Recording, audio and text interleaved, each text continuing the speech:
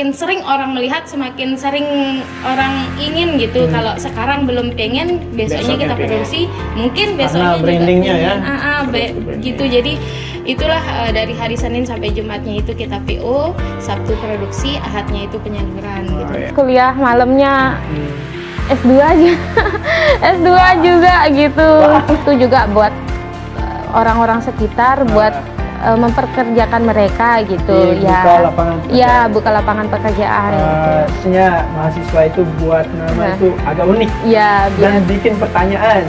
Namanya itu sebring, ya, singkatannya itu seblak kering anti boring gitu. Bismillahirrahmanirrahim. Assalamualaikum warahmatullahi wabarakatuh. Waalaikumsalam. Kembali lagi di Bisikin, bincang seputar industri.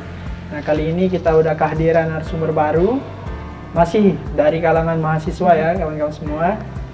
Jadi bincang-bincang tentang industri berdasarkan data yang saya temukan di Google ya, jumlah penduduk Indonesia yang menjadi pengusaha industri itu hanya sebesar 9 juta dari 247 juta jiwa seluruh penduduk Indonesia, atau sekitar 3,4% teman-teman semua.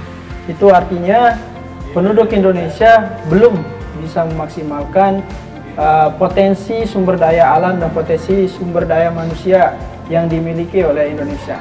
Itu pun yang 3,4 ini adalah matanya sipit teman-teman semua. Nah, itu adalah orang-orang Chinese.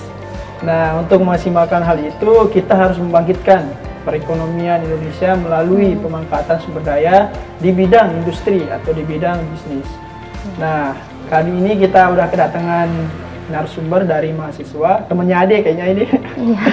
Mungkin bisa kenalan, Mbak. Baik, perkenalkan nama saya Karomatul Ulia. Saya adalah mahasiswa S1 Fakultas Ekonomi dan Bisnis Universitas Mataram. Ya, jadi kali ini produknya agak unik ya. Ya. Kemarin itu kita kulik mengenai bisnis di kain ya, di perkainan. Itu kain tenun ciri khas dari Ringgesele. Nah, kali ini kita akan mengulas tentang bisnis di bidang pengolahan makanan kuliner. Nah, mungkin bisa dijelaskan sedikit terkait dengan produknya. Baik, produk saya ini adalah produk cemilan, yaitu kerupuk seblak kering, yang dimana ada berbagai macam varian level ya. Jadi buat teman-teman yang mungkin tidak bisa terlalu makan pedas, bisa milih yang original, ada yang level 1, 2, dan kalaupun suka pedas bisa milih level yang paling tinggi, yaitu level 3. Oh ya, berarti kalau nggak salah ya, produknya ini ada singkatannya. Iya. Sebring ya. Ya, namanya itu sebring. Ya, singkatannya itu seblak kering anti boring. Gitu. Nah, ini menarik ya namanya. Biasanya mahasiswa itu buat nama itu agak unik. Ya, dan bikin pertanyaan. Nah, oleh karena itu mungkin bisa dijelaskan kenapa sih namanya sebring gitu. Ya.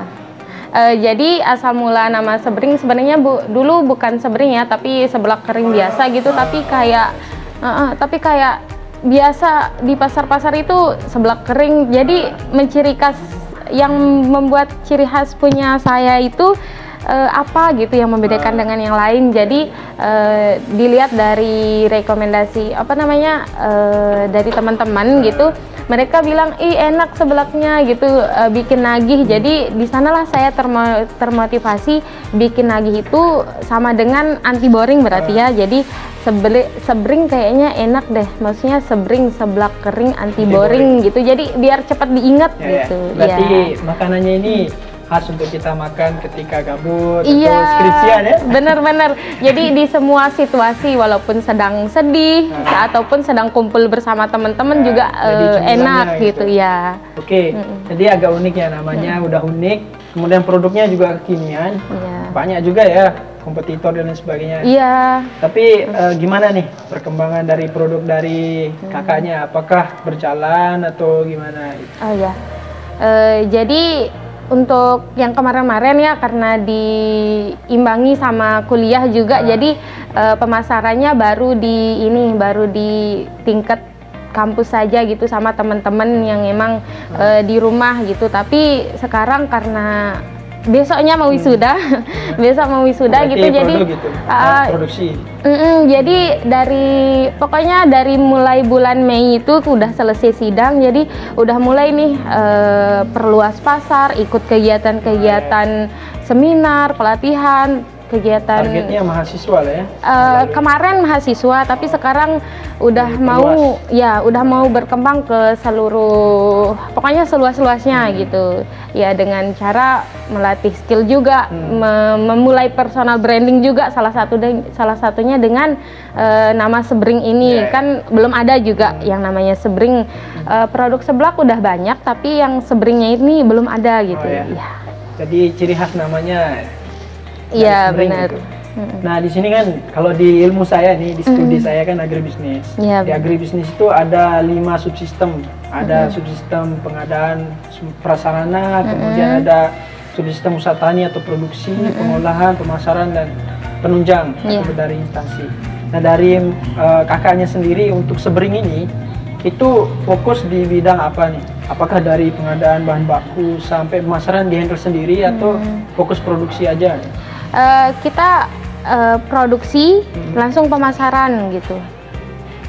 Berarti dari pengumpulan bahan baku kemudian diolah, dikemas sendiri, terus kemudian dipasarkan sendiri. Berarti ini langsung subsistem secara keseluruhan ya, berdasarkan ilmu saya tuh. Jadi kalau dia seperti ini, berarti dia satu ekosistem industri, dan itu cukup menarik dan ada plus minusnya juga sih sebenarnya. Misalkan pemasaran kalau kita handle sendiri ya kurang maksimal di produksi dan sebagainya.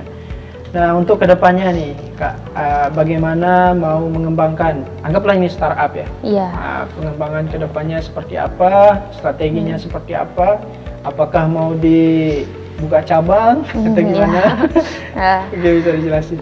Baik, jadi pengembangannya yang saya rencananya ini pertama itu saya perkuat personal branding dulu, maksudnya biar orang-orang tuh pada tahu gitu produknya Sebring yang ini tuh beda dari yang lain gitu, terus dengan kualitas sama yang rasanya juga gitu. Jadi kalau udah terkenal, jadi akan mudah untuk, menurut saya nih akan mudah untuk dimasukin ke toko-toko. Jadi tinggal kita ngasih tahu Sebring juga ada di sini. Jadi buat teman-teman yang sekitaran wilayah sana bisa beli di sana gitu. Jadi terus perkuat juga skill kita gitu kan, maksudnya lebih ke medianya, gimana cara berarti lebih ke branding.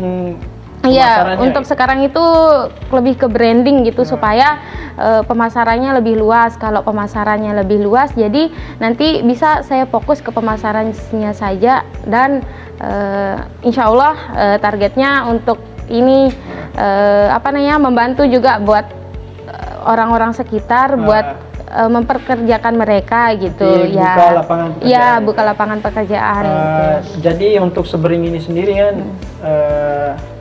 butuh banyak proses tuh, mulai dari produksi, pengemasan dan sebagainya. Apakah itu ada kelompoknya atau emang kerja sendiri? Kalau selama ini masih kerja sendiri gitu ya. Masih manual karena simple lah ya. Iya, masih simple, masih bisa dihandle sendiri. Nah, dari keunikan produknya apa nih? Mungkin kayak sama kayak biasa yang dijual, tapi mungkin lebih kemasannya atau dari apanya gitu, sehingga orang ini pengen beli. Kalau yang yang ini kan saya selain menjual juga tanya di di customer saya gitu. Kira-kira ini gimana, minta masukan juga sama mereka. Pokoknya membangun komunikasi dah gitu. Terus mereka bilang enak, seblaknya itu lebih enggak terlalu keras gitu. Terus dari bumbunya dari juga cita rasanya berarti ya, tekstur. Iya, teksturnya. Dari bumbunya saya buat sendiri gitu. Enggak ada, maksudnya beli cabe, mulai dari bumbu-bumbu halusnya semuanya saya buat sendiri gitu ya. Jadi enggak instan lah ya. Enggak instan, jadi lebih ciri khas rasanya gitu. Enggak itulah, kembali lagi ke Sebringnya, enggak bikin cepat boring gitu. Ya, kembali lagi ke tagline-nya ya, namanya enggak bikin boring. Benar. Jadi di sini teman-teman semua terkait dengan bisnis industri yang kita tahu bahwasanya masih sedikit nih orang-orang yang mau terjun ke sana. Ya, benar. Dan kemudian contohnya saja ya, fun fact buat teman-teman, untuk nyari narasumber dari mahasiswa yang memiliki industri atau usaha yang berjalan dikelola secara berkelanjutan itu sangat susah. Bahkan narasumbernya ini ada temannya Ade. Saking susahnya ini. Nah, oleh karena itu tujuan podcast kita ini adalah untuk menyadarkan teman-teman mahasiswa atau teman-teman pemuda untuk berani terjun ke bidang industri, sehingga dia tahu manfaat, feedback dan lain sebagainya di bidang industri itu apa itu. Dan melalui podcast ini juga mereka bisa tahu nih apa aja sih plus minus, kemudian tantangan, pahit manisnya. Iya, benar. Nah, itu mungkin dari perjuangan kakak Ulia nih untuk membangun Sebring ini, gimana tantangannya? Terbesarnya di mana? Di pendanaan atau di bahan baku atau di pemasaran dan sebagainya, mungkin bisa dijelaskan. Ya, baik. Mungkin kalau di ini apa namanya? Kalau tantangannya itu ya mungkin di waktu gitu, karena karena saya apa namanya, saya masih mahasiswa gitu, terus sambil jalanin bisnis. Ya, tapi masih terhandle ya? Ya, terus organisasi juga lancar gitu, terus apalagi kuliah ini juga apa namanya, kuliah malamnya. S2 aja. S2 juga gitu. S2 ya, saya kira S1 ini. Tapi satu angkatan sama S1, tapi kan ikut program Fast Track kemarin. Nah, jadi double gitu. Mantap memang. Jadi itu harus pembagian waktunya itu harus harus benar-benar bisa lah gitu. Ya, benar. Berarti tantangannya di waktu. Iya, tantangannya terkait dengan kompetitor dan sebagainya enggak masalah. Karena udah punya target ya. Iya, udah punya target, udah punya brand sendiri lah gitu. Sebagai mahasiswa S1, S2 lagi. Nah, organisasi lagi. Dan bergelut di banyak organisasi, ada produk juga, ada bisnis gitu. Nah, Mbak Ulia gimana nih cara manage-nya atau cara mengatur waktunya? Mungkin pagi ini ngapain? Kemas-kemas atau gimana? Ya, benar. Jadi di sini apa ya, ini kan kita masih jadi mahasiswa, jadi setidaknya itu kita lebih mengutamakan gitu tugas, emang kewajiban yang kampus, diberikan kuliah oleh kuliah gitu. Jadi cara membagi waktu ini juga saya belajar dari organisasi sih, maksudnya dari tahun 2020 saya masuk organisasi, terus 2021 mulai usaha, 2022 gitu. Jadi cara saya membagi waktu bisnis itu dari organisasi. Ya, dari organisasi gitu. Apa namanya? Dari kuliahnya itu dari Senin sampai Jumat itu kan kita kuliah. Nah, kita kuliah sambil promosi. Nah, promosinya itu ngasih tahu kalau barangnya itu ready gitu. Jadi kita produksi hari Sabtu, kan liburnya Sabtu Ahad. Nah, produksi hari Sabtu, terus hari Ahadnya itu penyaluran siapa yang pesan, terus pokoknya pengantaran semuanya itu. Oh, berarti PO dulu ya? Iya, PO dari hari Senin sampai Jumat biar kuliahnya nggak terganggu juga gitu. Banyak gitu ya, banyak yang pesan PO gitu. Iya, biar sekalian produksi banyak gitu kan, banyak kita apa namanya, ada ilmu kan, kalau semakin sering orang melihat semakin sering orang ingin gitu. Kalau sekarang belum pengen, besoknya kita produksi, mungkin besoknya karena brandingnya juga ya. Gitu. Jadi itulah dari hari Senin sampai Jumatnya itu kita PO, Sabtu produksi, Ahadnya itu penyaluran gitu. Nah, terus terkait dengan S1 S2-nya itu kan mulai S2-nya itu pas semester 7. Fast Track. Ya, semester 7. Jurusan sama jurusannya? Sama. Semester 7 S1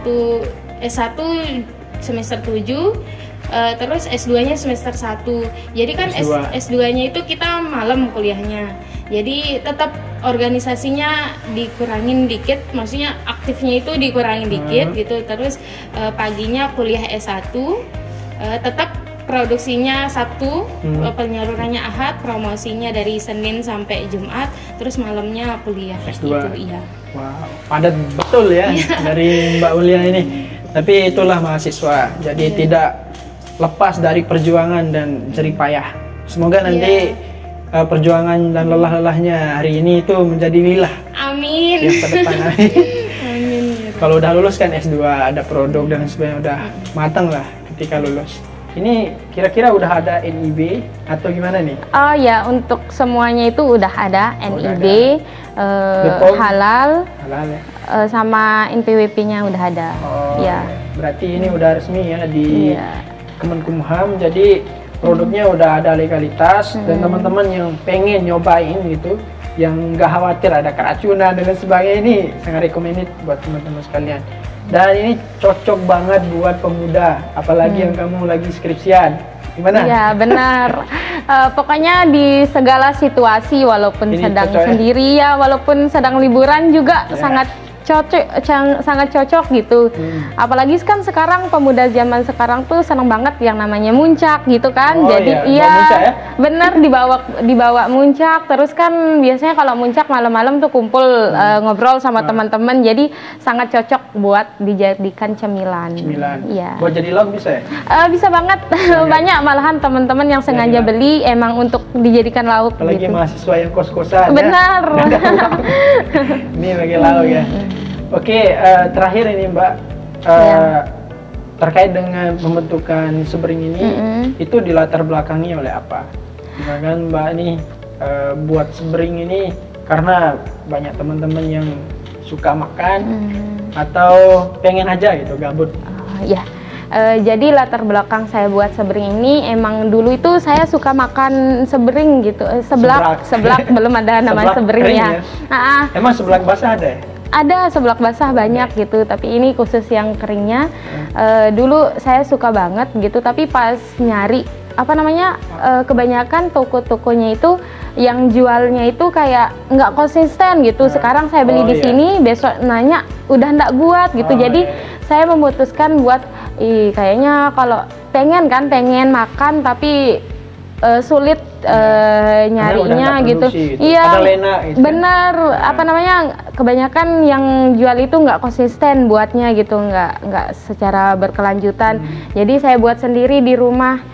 Pas buat sendiri di rumah itu pun udah coba berapa kali, 5 kali mungkin baru dia berhasil gitu, baru berhasil jadi enak. Juga, ya?